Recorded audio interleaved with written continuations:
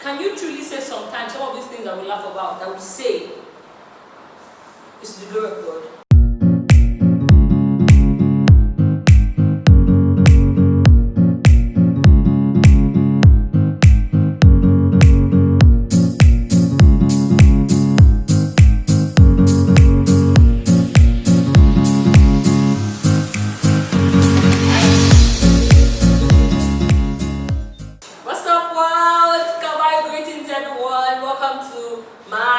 YouTube channel. Yes, if you've not subscribed, please subscribe. That's what it should be saying. Subscribe. If you've not seen the previous videos, please do want to see them, and yeah, share the word. Yes. So on today's episode of my channel, I want to talk about humor. We're talking about humor and us as Christians. What is not funny? What is funny? What shouldn't be funny to us but is funny and we laugh? And I really want to challenge us to be more careful of the content that we take in. And I'm talking from a place of I've been here, so I hope that you don't feel judged, because I am not judging you. I'm just saying what is and how to strive to be better. Okay guys, so there are a lot of videos flying around the internet, a lot. Some really funny ones, good funny ones, but when does funny begin to cross the line for us as believers? Is it everything that we laugh at? Is it everything that we take as a joke and on the surface of it? Why should we not take everything as a joke? After all, it's a joke, right? These are the things that I would like us to address in this video. And I'm going to start with saying that God is not against humor. God is not against humor. Actually, I think that God has a great sense of humor. Have you tried reading the Psalms with the Message Bible? I used to have a hard copy Message Bible before my sister stole it. Yeah, and on the Message Bible, I write LOL, like I just laugh out, because some of things that because the Message Bible is like a contemporary English version of the Bible, and he writes it in a way that is so relatable that it was so funny. Even the King James version of the Bible sometimes can be very funny. I mean, have you seen a story about Jonah?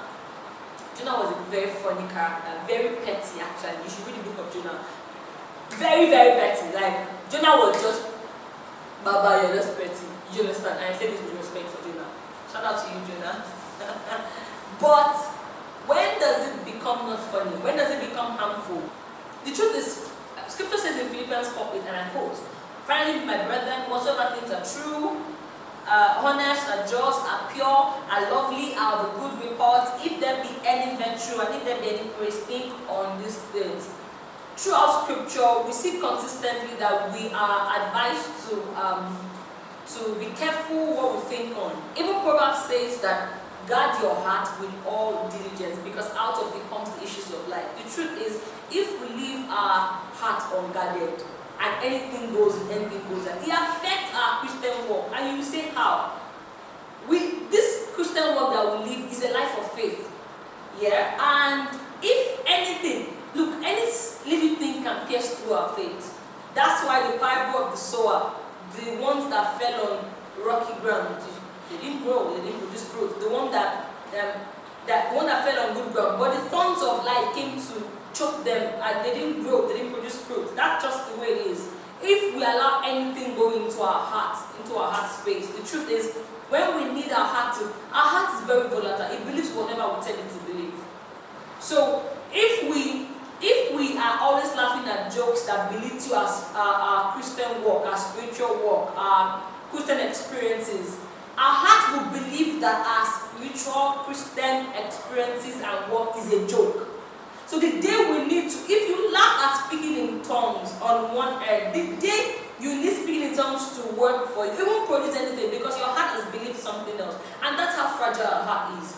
So, Scripture says in Proverbs or Psalm, I confirm that. It says that a man who has no rule over his spirit is like a city without walls. Walls is like the protection of a city. Once their walls are broken down, once they can enter into their walls, the city is compromised. Once the walls are compromised, the city is compromised. Do you understand? So if that's what it means to have a rule over your spirit. If you do not have a rule over your spirit, anything goes. And if anything goes, the day when you need your spiritual experiences to mean something, they wouldn't mean anything.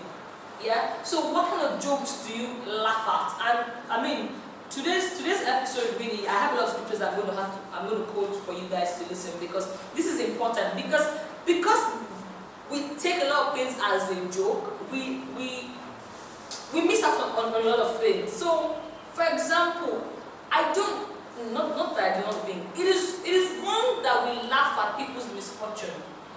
So I know that we have seen this trend now where people do things, and when it ends in tears and everyone starts to laugh. The truth is, when these videos are created and edited with all of those funny stuff, with the music background and all of that, I really don't want to mention names, but you know what I'm talking about. When these videos are created, yeah, they are created to be funny, so they make us laugh. But if we think of the people that are really going through this thing, they're in big trouble. Do you understand? For example, the recent one where we have pallbearers, carrying people because they did something wrong. Now, I saw a video, I think you saw it, you broke the internet a while ago, of a young girl, I don't think she was up to 13, that was doing gymnastic rehearsal. Was it rehearsal or it was even real? But it was like a rehearsal, gymnastic rehearsals. And then she missed a step and was going to fall, and her teacher caught her. Like, guys, the save was real. I felt chills. Do you know what? If someone edits that video to want to make it funny, it's going to be so funny. But let's imagine all that could have gone wrong if it really happened. That girl could have maybe at worst lost her life. And I mean, I don't even know if the other things that would have happened if she lose her life would be even worse, because she would have probably broken her leg, her spinal cord forever. She would have been in big trouble. And guess what? Those are some of the videos we laugh at. Some of them, the people that are in the scenario are not in trouble. And thank God, we really do thank God. Some of them are just, some people make the videos be funny. Like, some people did things, pranked themselves to be funny, so they knew what they were doing. It was comedy, it was all staged. Yeah, that's the word. For some of these things that we know, and when something is staged, we see them. It's not so hard. I don't think it's something we should encourage. I don't think it's something we should laugh at, because it's someone's misfortune. It's someone's misfortune, and it's not funny. While it's funny, but it shouldn't be funny, and as Christians we should put a stand to it. So guys, not everything, we shouldn't take everything funny. Everything isn't funny. Learn to just draw the line, because you will deceive your heart to believe it. Okay, so I saw something that John Piper wrote, and I'm going to read. It says that self-depreciation may give way to careless trivialization of personal sin. Unchecked humor can give birth to jaded cynicism if left unchecked. Yeah? And it is true, guys. And the truth is, we keep breaking the line.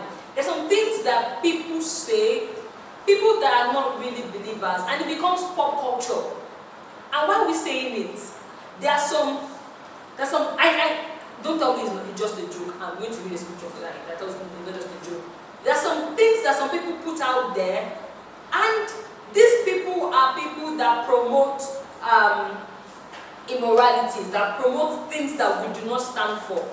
Yeah? And we go ahead to promote the things they say, because by saying these things we promote, and guys, I'm not even saying that this is me saying we are all on this table, chief of which I am on. I'm standing on it, sitting on it, so I'm breaking all our tables, mine inclusive. So please don't, like I said before, I'm not trying to be judgmental about this. Yeah? You get it? Okay. So I'm going to read a scripture for us, guys. Yeah. Ephesians 5:4 says, neither filthiness, nor foolish talking, nor jesting, which are not convenient, but rather giving of thanks. 1 Corinthians 10:31. Whether therefore ye eat or drink, or whatever ye do, do all to the glory of God. Can you truly say sometimes some of these things that we laugh about, that we say, is to the glory of God? And please don't call me a killjoy. I'm not trying to come and kill you and say, I wish you are too serious. No, I don't want to say I'm an unserious person, but I'm a very playful person. I play too much. oh God, I play too much. But I don't play at the expense of people or the expense of. Look, when it comes to, because it's hard, or living in this world already makes it hard enough to be a Christian, to be a fruitful Christian. When you go out and enter 5 keke, by the time you come back in the evening, the songs are in your head, just as if you follow them to write the song. You want to pray, you want to sing worship song, and the song you are hearing is fill in the blank space. You know the songs you hear, yeah, and that's because why? Sometimes you can't control the environment. You realize that you don't have some songs on your phone. You don't have them on your phone, but you know them. So what I'm saying is, the world is already too jam-packed with stuff that attack our Christian walk every day. We cannot now allow into our space without checking. Does that make sense? We must now check our space. We must now be conscious that, okay, the one that we cannot fight, fine you around it. But the one that you can fight, guys, you must fight for it. You must fight for it. If you are a practicing believer and you care about your work with God, you care about growing in your work with God, I think there's some things that you just try to stay away from. Another scripture, Proverbs 26:19. I like this one. This is the Amplified version. It says, "So is this man who deceives his neighbor," and then says, "Was I not joking?" No, some things should not be a joke. I saw this, I'm sure you saw it. Excuse me. I saw it a long time ago. I was in school, so it's probably an old prank. I don't know whether they're girls or guys, but some people wanted to prank their friend or sister, or she wanted to prank somebody in the house, white people. And they pranked, like, it was a prank scare, and they did it, and she was shouted and ran. She ran out, and guys, I'm sure you saw this video. She ran into the road. They can't hit her right there. Guys, it was, I mean, I don't know what happened to her. I didn't do a follow, whether she died or broke her leg. But a car hit her. That was a tragedy at the point. No matter how little the hurt was, a tragedy has happened. And I know all pranks don't go this way, but do they have to go this way before we say they are pranks? And are you saying sincerely there are no other ways for you to find joy? In fact, if all you find joy from is pranks of people getting hurt and dying and being in trouble, then I think you are the problem, not the pranks. Yeah? So maybe you need to do a renewing of your heart all over again. But guys, I really want to encourage us to try. Fight for your space, protect your space.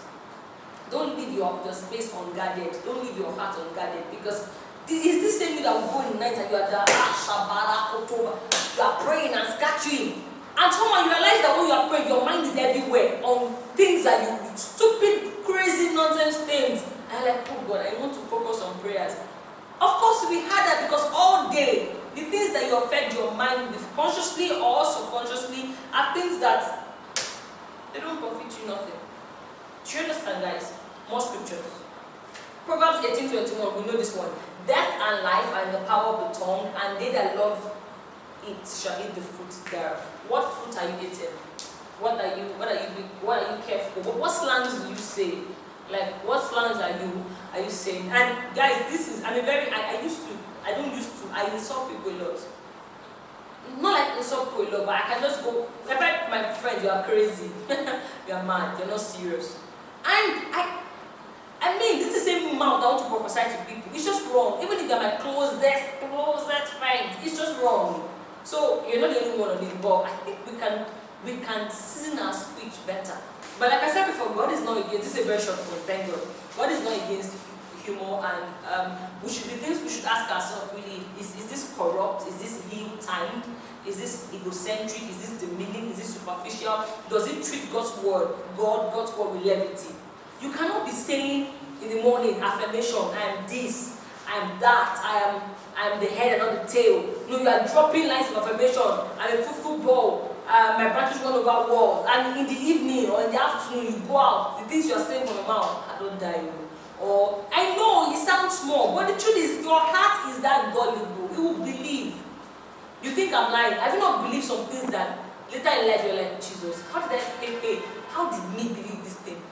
It's the heart. It is gullible. So that's why we're constantly We're constantly checking it. We're constantly renewing our minds. It's a constant effort. Especially the fact that does this bring levity to God, God's word, and the things of God? Because if it does, the truth is you'll be harder for you to produce results in your Christian life, because you've taught your heart to not believe these things are true. So you can't be speaking in faith on one end, and on the other end, with the mindset of it's a joke, say nonsense from your mouth. Nah, it's going to affect you guys. It really is. So, if your humor relies only on shock value and offensive content, I think you should. You don't have to see everybody's WhatsApp status. Pass it. And if some people are consistently on the WhatsApp status or Instagram stories, what they do, what their job is in your life is just to be giving you offensive, funny content. Mute them. Unfollow, block. It's your phone, it's your social media. You don't allow just anyone into your room, into your house. It's the same thing, it's your space. True humor can stand on its own merits.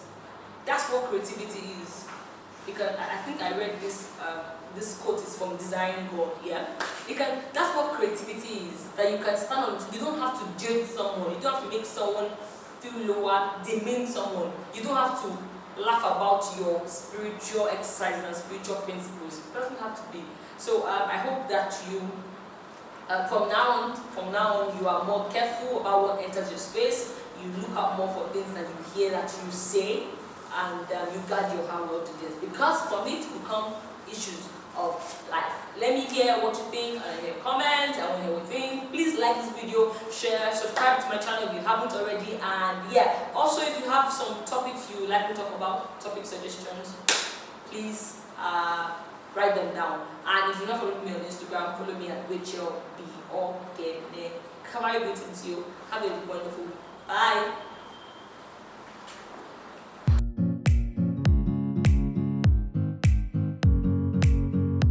Close your eyes, lift up holy hand, and the song you are hearing is